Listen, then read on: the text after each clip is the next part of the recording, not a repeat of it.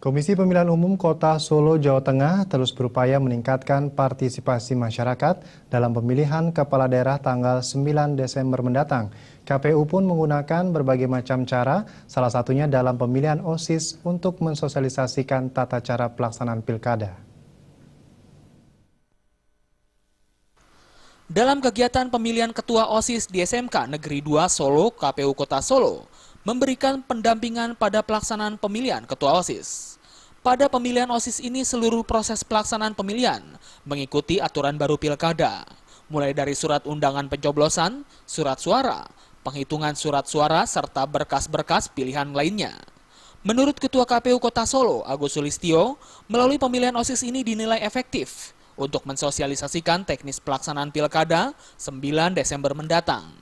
Selain itu, cara ini juga dapat menggugah kesadaran siswa sebagai pemilih pemula untuk menggunakan suaranya dalam pilkada nanti.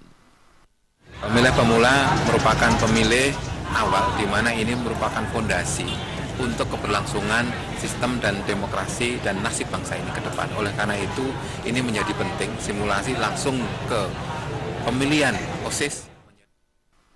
Di Kota Solo, jumlah pemilih tetap yang tercatat dalam DPT sebanyak 399.915 pemilih.